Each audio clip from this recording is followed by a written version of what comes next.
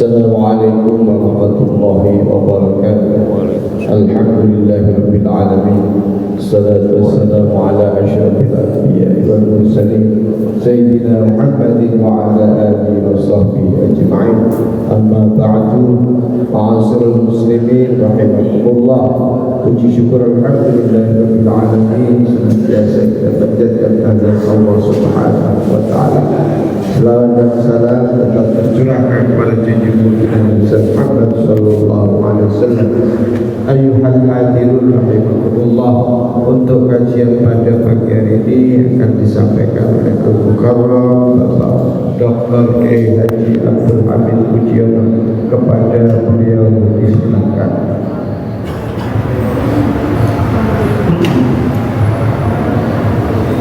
Assalamualaikum warahmatullahi wabarakatuh. Bismillah, alhamdulillah, wassalatu wassalamu ala rasulillah Sayyidina Muhammad ibn Abdillah wa ala alihi wa sahbihi wa amma ba'du. Para alim, para ulama, para masyayikh, hadirin hadirat, para jamaah rahimakumullah. Mari kita bersyukur kepada Allah. Allah masih memberikan sehat walafiat, berikan kesempatan untuk bisa melaksanakan ibadah sunnah berjamaah. Mudah-mudahan semakin banyak bersyukur, Allah akan terus menambah rahmat dan nikmatnya kepada kita semua. Amin amin ya rabbal alamin.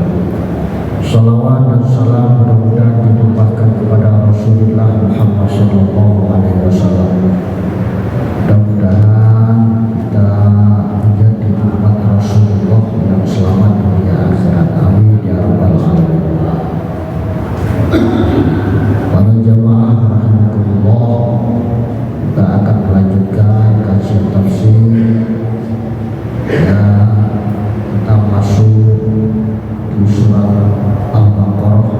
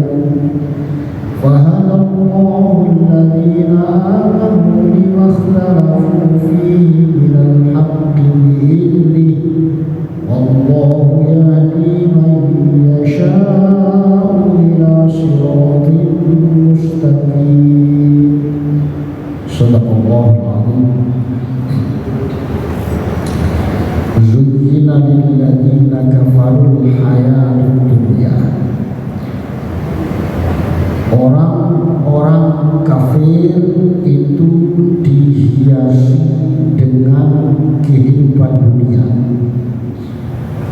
Ini masih melanjutkan persoalan dengan orang-orang kafir Makkah.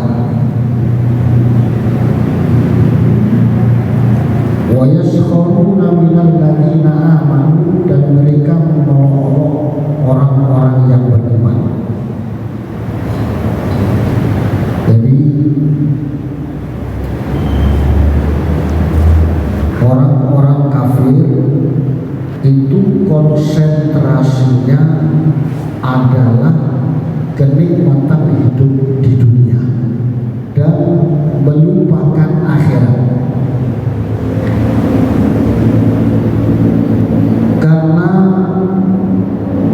saking orientasi kehidupannya itu murni dunia, di dalam tafsir disebutkan hatta tahafatu 'alaiha wa a'radu an daril khulud, sampai pola pikirnya kadang-kadang kacau demi membela, mempertahankan urusan-urusan dunia. Jadi untuk kepentingan dunia apapun diperjuangkan untuk kepentingan dunia, dan mereka tidak punya orientasi kehidupan akhirat. Dari situ waktu itu orang-orang kafir mengolok-olok orang-orang beriman. Jadi wahum ma'adzalika yahzauna wa yaskhuruna bil mu'minin yarmuna biqillatil aql. Wong mukmin itu kurang akal. Orang-orang mukmin itu tidak berakal. Mereka dibujuk untuk kepentingan akhirat, akhirnya perhatian dunia berkurang. Apa? Dan memang waktu itu dan mungkin sampai sekarang, kalau dilihat kesejahteraan ekonomi waktu itu, yang memiliki kemapanan ekonomi menengah ke atas orang-orang kafir. Gimana orang-orang mukmin itu melarang dan sebagainya? Karena apa? Orang-orang mukmin memang orientasinya bukan semata-mata dunia, tapi masih ada harapan-harapan yang jauh lebih itu, yakni harapan akhirat. Atur panjenengan semua mari subuh ngaji macam-macam, tapi kalau orang yang murni urusan dunia, ya sudah berpencar, mereka akan mencari keuntungan-keuntungan dunia. Ini sekaligus menyindir kepada orang-orang Islam sendiri yang hanya mengurusi orientasi hidup duniawi, juga disindir dalam Al-Quran. Kadang-kadang urusan jabatan, urusan pangkat, urusan dibelani dan karu-karuan untuk mempertahankan kemapanan duniawi sampai lupa pada akhirat. Itu pun bisa terjadi pada orang Islam sendiri.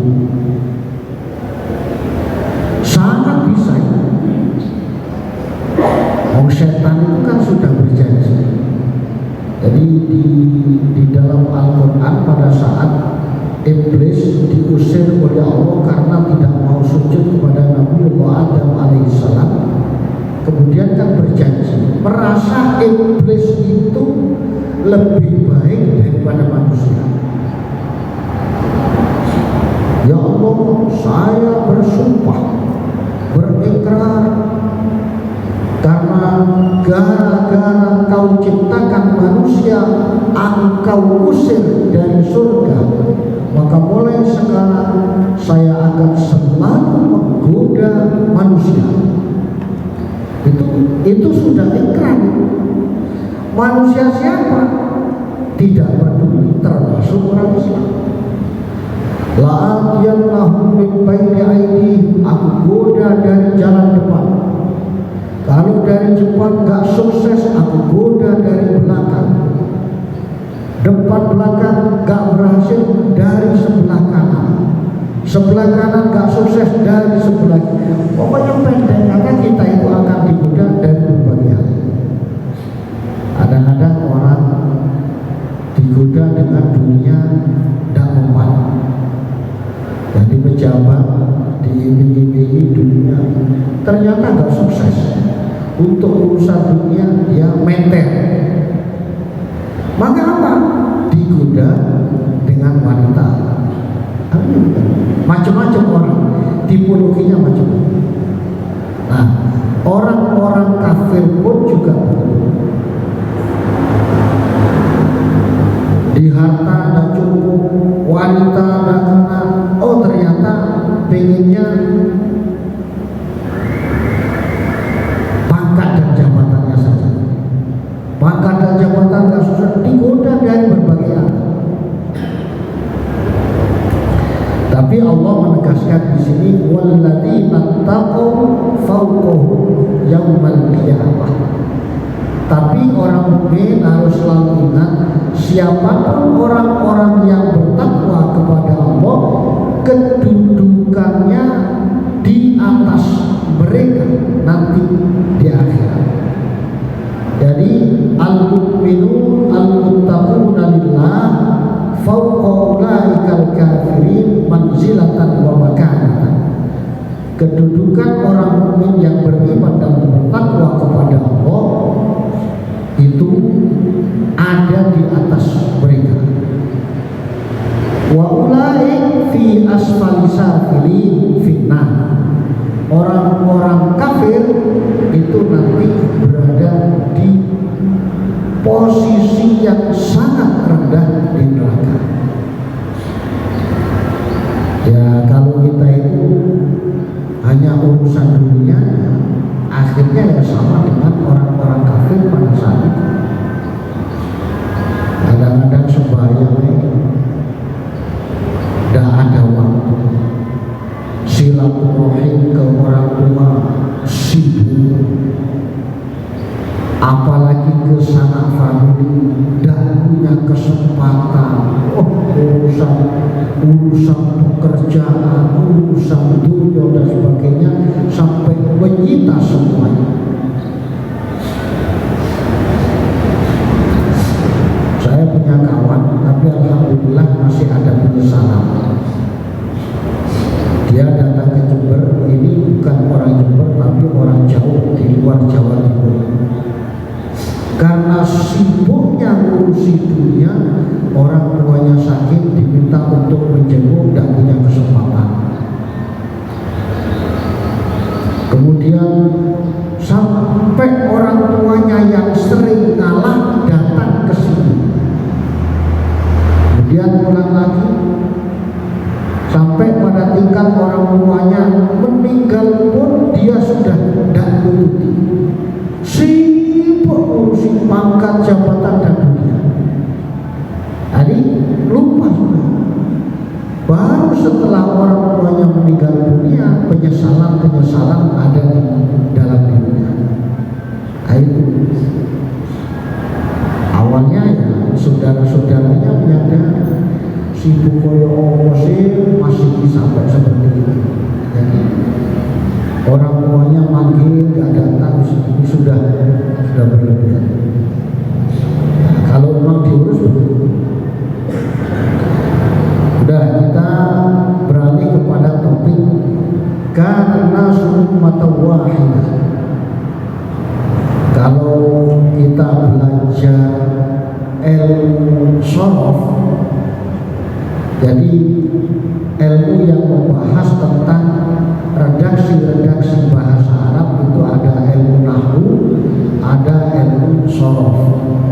Cuman kadang-kadang kata Kiai Fakrus, karena tulisannya ilmu saraf jadi dikira beli ke pasar Tanjung, ketua kita beli ilmu shorof, dikasih oleh penjaga toko ilmu saraf ya. Padahal kita belajar kedokteran. Karena itu fi'il mati. Karena fi'il mati maka bermakna masa lampau. Nah ini kalau terjemah bahasa Indonesia kadang-kadang sama. Jadi disebutkan karena nasu ummatan wahidah. Dulu manusia itu berada pada satu kesatuan dan persatuan yang bagus.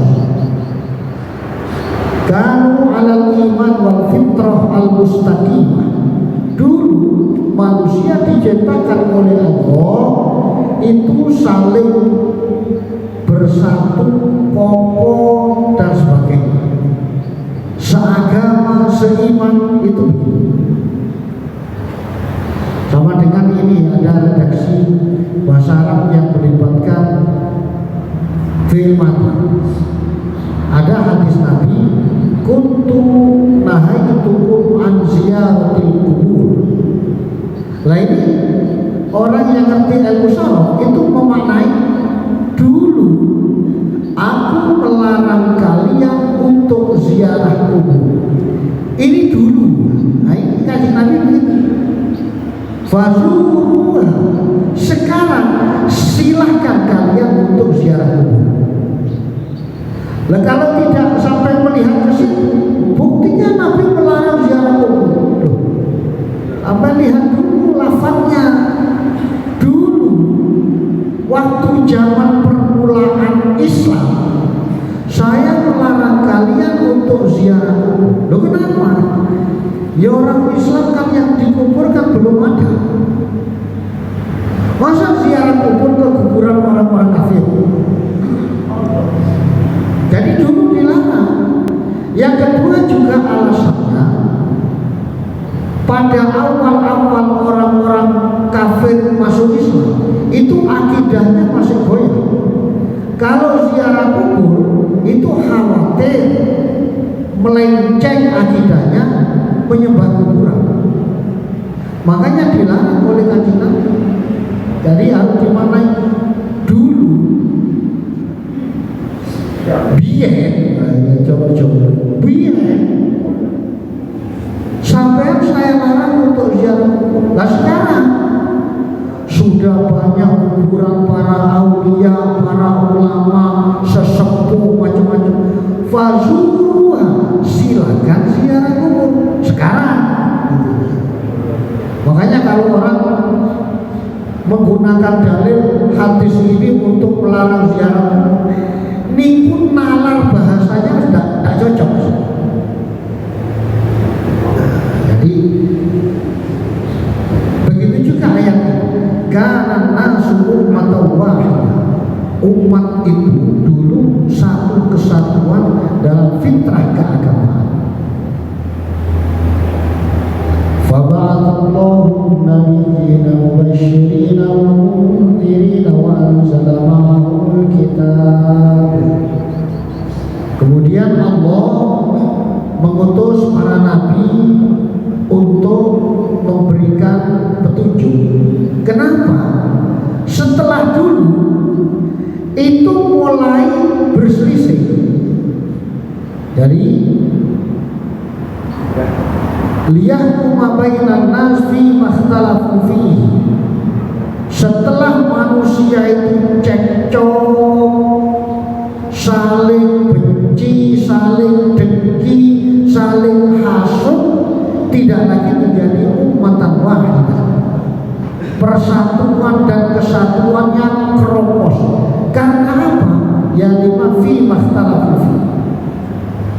Karena ada perbedaan-perbedaan. Apa yang menjadikan mereka cekcok, berselisih dan sebagainya? Wa makhtalafa fihi illal ladzina utuhu min ba'di ma ja'atuhumul bayyinat baghyan bainahum. Padahal orang-orang yang berselisih itu sama-sama pegang kitab Al-Quran yang sama, hadisnya ya sama, nalar logika dan dalil-dalilnya sudah dibuktikan kuat. Kenapa? Qur'ani podo, hadise podo, hujah-hujah qat'iyah sama. Yang menjadikan mereka berselisih itu di dalam Al-Quran disebutkan baghyan bainahum. Mereka dengki antar sesama. Ini penyakitnya manusia. Jadi kok bukan karena Quran kamu, bukan. Kebencian inilah yang merusak persatuan dan kesatuan. Kalau perbedaan-perbedaan cara memahami Al-Quran, hadis sadis, tapi asalkan tidak ada bagian, tidak ada kebencian, kedengkian dan hasut, pasti tetap masih satu-satu. Tetap itu. Makanya di dalam Islam itu ada mazhab Hanafi, Maliki, Syafi'i, Hambali. Tapi itu kan sekedar warna. Antara Syafi'i dan Hanafi tidak ada kebencian. Maliki, Hambali tidak ada hasud. Ya tidak apa-apa, tetap. Itulah Ahlus Sunnah wal Jamaah. Jadi kulon itu misalnya kalau saya gambarkan misalnya, jadi menurut saya ayat hadis itu ibarat wong masak niku bahan baku. Gampangane singkong lah, singkong niku kan bahan baku. Beras niku bahan baku.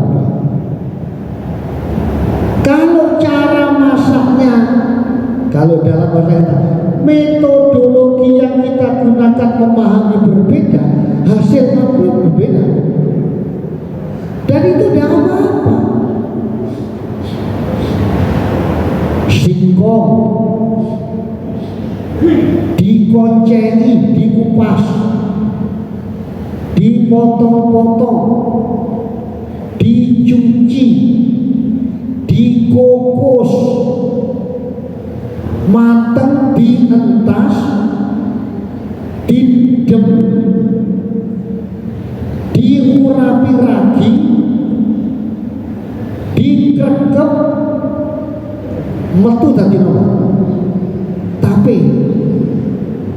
Nah, itu kalau metode cara masaknya begitu.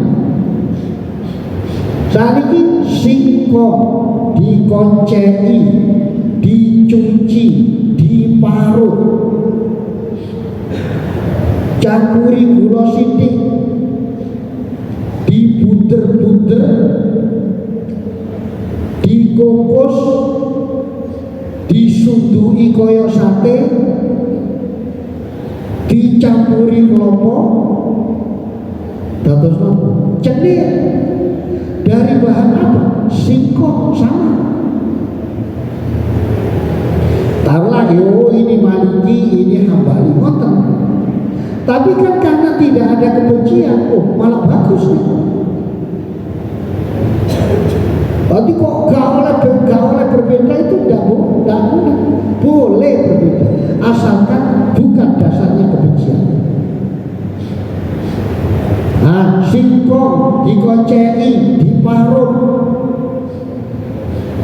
campuri gula, ono gula irenge, dibungkus godhong, dikukus, ditas, dadi napa? Lemet. Kan itu. Dan ini keindahan Islam, cara menyuguhkan Islam itu harus begitu. Oh, wong Jember gak seneng tape, seneng ane lemet, maka cara masaknya harus begitu. Daging dicuci, dipotong-potong, kira-kira 1 cm, 1,5 cm, digodhog, bumbu rawon masukno. Wong Jawa Timur daging rawon. Daging dipotong-potong,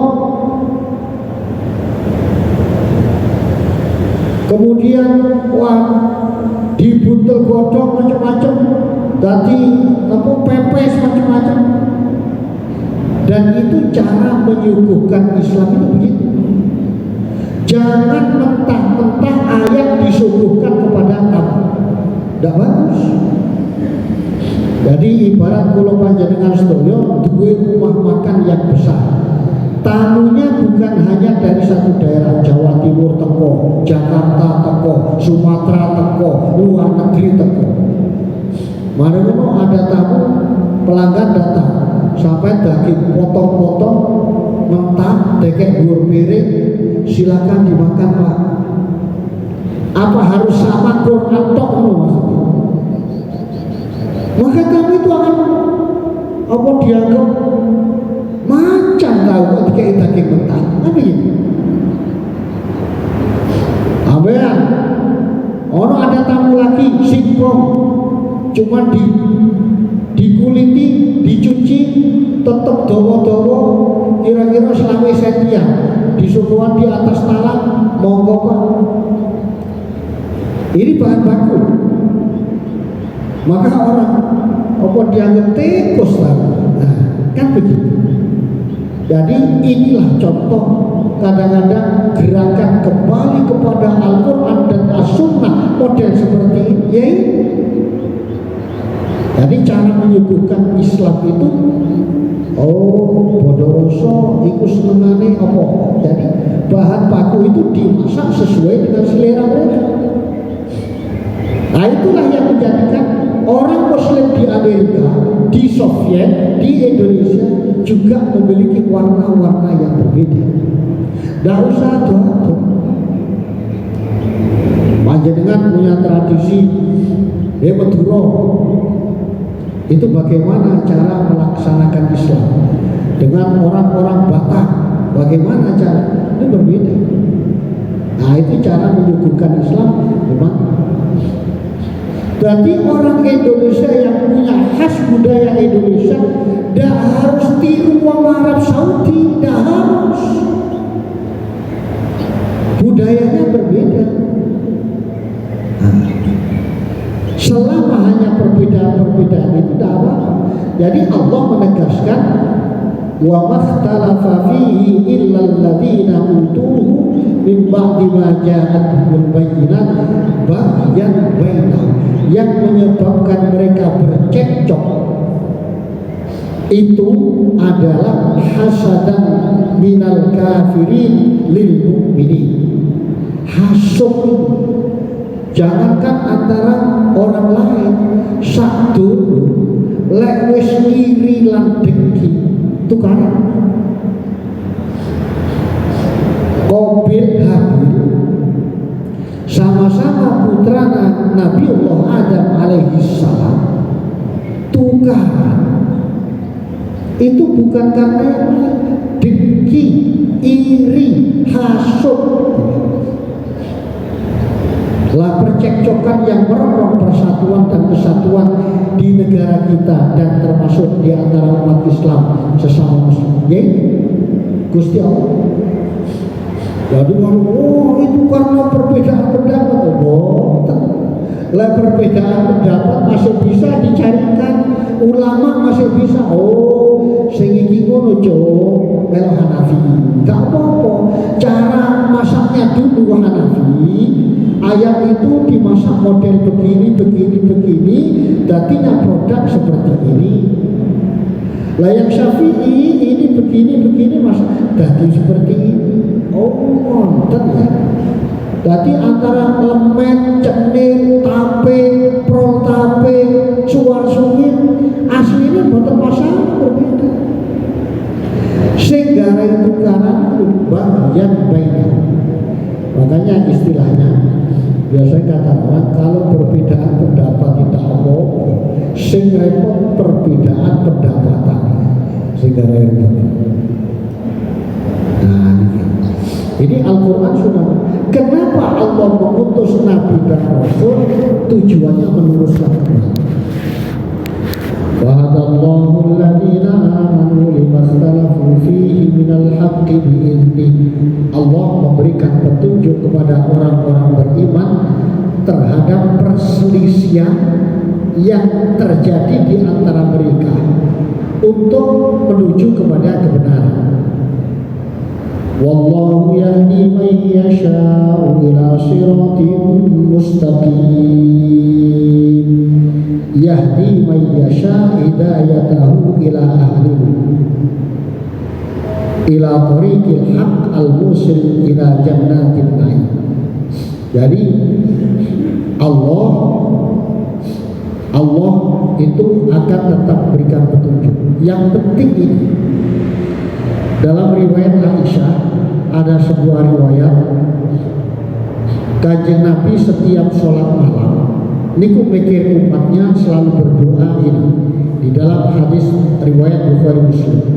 Allahumma rabba Jibril wa Mikail wa Israfil fatiras samawati wal ard alimal ghaibi wasyahada anta tahkumu baina ibadik fima kanu fihi yakhtalifun ihdini lima ikhtalafa fihi minal haqq bi'idnika innaka tahdi man tasha ila siratal mustaqim. Ya Allah, Tuhan Jibril, Tuhannya Mikail, Tuhannya Israfil, pencipta langit dan bumi, yang mengetahui yang gaib dan yang nyata.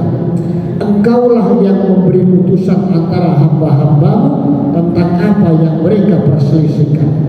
Ini doanya Kanjeng Nabi, berikan aku petunjuk yang benar ya Allah tentang yang diperselisihkan itu dengan izin. Sesungguhnya engkaulah yang memberikan petunjuk kepada orang-orang yang engkau kehendaki menuju jalan yang lurus. Memohon petunjuk kepada Allah, itu kan kita. Dan ada doanya lagi yang sering kita baca, Allahumma arinal haqqa haqqan. Ini juga doa ini di dalam hadis riwayat Bukhari Muslim. Allahumma arinal haqqa haqqan warzuqna ittiba'ah wa arinal batila batilan warzuqna ijtinabah wa la taj'alhu multabisan alaina fanadilla waj'alna lil muttaqina imama. Ya Allah, perlihatkanlah kepadaku, kepada kami yang benar itu tampak benar, lalu bimbinglah aku untuk mengikutinya, mampu melakukannya, dan perlihatkan kepada kami ya Allah yang salah itu kelihatan salah, dan bimbinglah kepada kami untuk menghindarinya. Janganlah dijadikan yang benar dan salah itu samar-samar bagi kami ya Allah, yang akan menyebabkan kami tersesat, dan jadikanlah kami pemimpin bagi orang-orang pertama. Ini doa yang sangat bagus. Nuhun sewu, kadang-kadang kita itu coro teori ini bener enggak, halal atau haram, haram. Tapi kadang-kadang begitu ketok di depan mata sama. Yang ini haram atau halal? Haram, jadi haram, jadi sama. Jadi gak tegas lagi. Itu Allah yang, karena itu kita perlu memohon kepada Allah. Allahumma arinal haqqa haqqan warzuqna ittiba'ah wa arinal batila batilan warzuqna ijtinabah. Ini ya kita untuk anak-anak kita, untuk famili kita, orang tua kita yang penting. Masih wong wis alim, pinter, wah karu-karuan, itu bisa ditunjukkan oleh Allah. Ini hijau apa? Berarti gak paling jelas, itu bisa. Oh, jangankan orang yang melenceng-melenceng ngomong, bukan orang-orang pinter. Orang pinter. Kalau yang bagian tadi itu, bagian kebencian kedengkian itu urusan penataan hati. Di syair tanpa waton kan sampai konsep. Jadi ini syair tanpa waton itu. Akekang apa Quran hadise seneng ngafirke marang liyane kafire dewe dak digateke yen isih kotor ati akali yen isih kotor ati akali. Ini terjemahan para wali. Tapi Al-Quran ya bagian bainah tadi. Pintere wong apal ayat banyak, hadis banyak, kitab banyak, tapi lek ati lan pikiran kotor, ini tetap rumah. tetap berubah. Nah, karena itu ini yang bisa menyelesaikan ayat berikutnya tadi petunjuk dari Allah Subhanahu wa Ta'ala. Karena itu kita terus zikir, wirid, istighosah terus diketorkan dalam rangka untuk memohon petunjuk dari Allah. Tidak cukup. Jadi hanya belajar urusan intelektual kok betul cukup. Sampai menurut saya kadang-kadang orang terbuai pada urusan fikih kok betul cukup. Imam Ghazali mengatakan siapa hanya berfikir toh halal haram, boleh tidak boleh, tapi akhlak tidak disentuh, spiritual kita kepada Allah tidak diopeni, itu bahaya. Itu Imam Ghazali mengatakan itu. Saya kasih contoh. Wong dagang mulai 1 Ramadan dagang terus, lecor fikih mendekati 1 Ramadan akan datang kan dicek dagangan biro, barang dagangan badine biro, macam-macam dihitung, wis haul 1 tahun 1 nisab wajib zakat. Tapi pada bulan Sya'ban dintekno barang dagangan tukono Alphard mobil pribadi, meja kursi di omah, tukono omah untuk anak, untuk cucu, macam-macam. Pada saat petugas zakat datang, Pak, sampai dulu dagang mulai 1 Ramadan. Sya'ban saya persiapan menghitung persiapan harta zakat sampai. Silakan hitung. Tokone kono. Mebel ke ono, barang dagangan teh. Sisa 2 piro? Kari 30 juta. Aduh. Oh, sampai berarti gak wajib dagang lah. Oh, gak wajib zakat. Napa gak memenuhi syarat? Ini kan dihela. Cara fikih orang ini tidak salah. Gampang ini loh ya, fikih ini hukum, undang-undang ini. Tapi cara akhlak dosanya gede. Dia menghindari zakat dengan cara seperti itu. Kan banyak orang tahu undang-undang, regulasi, peraturan, hanya murni menghindari regulasi. Dia tahu, apalagi dia itu kajian hukum. Gampang itu begini caranya, menghelanya begini, caranya begini, supaya tidak kena pasal ini begini. Tapi coro akhlak dosa gede. Jadi makanya kan di dunia ini turun mesti wong sing kena jerat hukum itu mesti salah. Turun mesti orang sing lepas dari hukum itu mesti benar. Urusan akhlak. Nah itu. Jadi inilah. Jadi kata kuncinya banyak kedengkian, kebencian, hasud, ini yang menjadikan umat berpecah belah dan sebagainya.